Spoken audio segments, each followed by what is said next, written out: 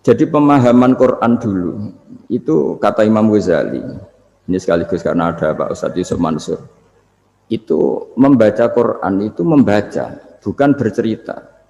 Kalau kamu membaca seperti ini, kunta qori'an, kamu pembaca. Pembaca itu yang mengambil pelajaran. Tapi kalau kamu hanya cerita, itu namanya kunta hakian. Sebenarnya Anda tidak membaca Quran, tukang cerita. Misalnya tadi, cerita Nabi Musa datang ke Fir'aun. Itu kalau kamu hanya cerita, wah dulu itu ada orang namanya Fir'aun, didakwai Nabi yang namanya Musa. Ya itu namanya tukang cerita. Kalau kamu pembaca tidak gitu. Betapa baiknya Allah. Orang sengawur Fir'aun saja inginnya Allah masih ingin diselamatkan dengan mengutus Nabi Musa kekasihnya. Itu namanya kunta qori'an. Kamu pembaca betul, bukan kunta hakian. Kamu tukang cerita. Begitu juga seterusnya tentang Quran ayat-ayat seterusnya. Sehingga yang diharapkan dari pembacaan Quran itu memang kita sebagai ahli baca, ahli mu'tabir ya, ahli yang ngambil pelajaran, bukan tukang apa? Cerita.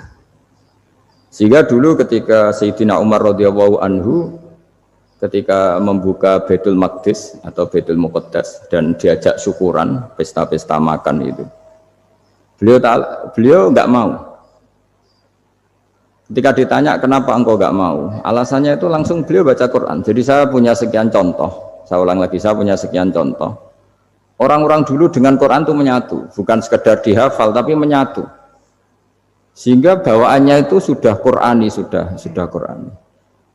Saya beri contoh pertama Rasulullah SAW, nanti Umar kedua. Rasulullah itu pernah nggak makan sampai 3 hari. Terus ditanya oleh sahabat, lalu kekuatan engkau bisa hidup apa? Terus menghentikan al-aswadani, maksudnya itu tamar dan air, hanya makan kurma dan air. Tapi beliau tidak ketemu roti atau tidak ketemu nasi lah kalau orang Indonesia. Ketika hari ketiga dikasih makan oleh sahabat, dikasih dipotongkan kambing, kemudian baru makan 3 lukmah, kira-kira ya 3 asupan nasi, berhenti. Padahal sahabat yang lapar sama dengan Rasulullah itu membayangkan Nabi itu sampai kenyang, sampai apa. Tapi ketika ditanya, seperti ini pun nanti ada hisabnya. Walatus alunna yauma idzin anin naim. Jadi acara makan-makan gini itu nanti ada hisabnya. Nabi nangis. Akhirnya sahabat nggak jadi nerusin makan. Jadi ketakutan orang dulu sama ketika Sayyidina Umar dijak pesta ketika memenangkan Baitul Maqdis itu. Inna wa ta'ala ayyara qauman. Allah itu mengkritik sebuah komunitas kaum karena apa? Adhabtum thayyibatikum fi hayatikum ad-dunya wastamta'tum biha.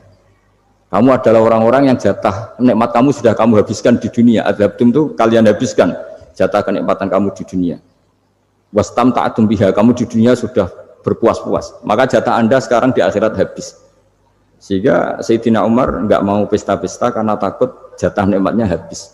Kata beliau terus astabqi thayyibati, akan saya sisakan sisi-sisi kebaikan saya supaya enggak habis. Corong Jawa itu aja dientek-entekno biar jatahnya masih. Sehingga di dunia kiai itu ya meskipun saya akrab bupati, akrab mungkin wakil gubernur, saya itu ya jarang ketemu. Karena kalau orang Jawa bawaannya ketemu ya makan-makan, guyon-guyon. Nak keterusan ras demul buswargo. Makanya saya pastikan Pak Yusuf Mansur ke sini tidak akan saya jamin, biar aja, biar jatahnya masih. Jadi ini bukan karena saya biar jatahnya masih. Medit menyelamatkan. Ya, jadi itu ilmunya kiai. Nah, efek dari ilmu ini dahsyat. Kalau Anda berpikir tentang nasib Anda di akhirat, nanti bawaannya juga tidak akan mudah menyalahkan orang lain, tidak akan menghakimi orang lain karena sibuk dengan dirinya sendiri, tapi tidak dengan makna egois, tapi makna orang baik itu siapa? Orang yang sibuk dengan aib pada dirinya, dengan kekurangan pada dirinya, saking sibuknya mikir aibnya sendiri, tidak sempat mengoreksi aibnya orang lain. Itu awal ilmu. Ilmu itu tidak dimulai dari larangan. Kalau larangan karuan, tidak termasuk ahli surga orang yang suka mengadu domba, tidak termasuk orang baik yang cari kesalahan orang lain. Itu namanya pelarangan. Tapi ilmu itu di atas nahi, di atas pelarangan itu. Kamu punya kesadaran bahwa kamu itu yang penting selamat dulu, jangan memikirkan orang lain. Dengan makna bukan egois, tapi dengan makna supaya tidak menyalahkan orang lain. Nah, saya termasuk ya boleh dikatakan kiai lah, yang paling fanatik bahwa semuanya itu harus dimulai dari ilmu. Ya saya ulang lagi, dimulai dari ilmu. Nah, dari sini kemudian saya berharap Indonesia menjadi damai, menjadi baik. Itu bukan karena kita baik-baik banget, ya tidak mungkin kita ada nabi, tapi karena sudah sibuk dengan memikirkan kesalahan diri sendiri. Sehingga misalnya kita baca Quran, Rabbana dzalamna anfusana, lalu kita langsung ingat betapa hubungan kita dengan Allah itu harus ikrar dulu, merasa zalim dulu, merasa salah dulu.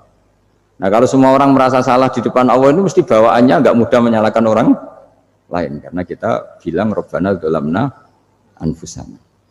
Nah itulah ilmu-ilmu yang mungkin banyak pembaca Quran tapi hanya baca, atau kalau baca ini tok disebut al-haqi, ahli cerita. Yang dibutuhkan tuh al-qari', pembaca kemudian mu'tabir, kemudian mau beriktibar.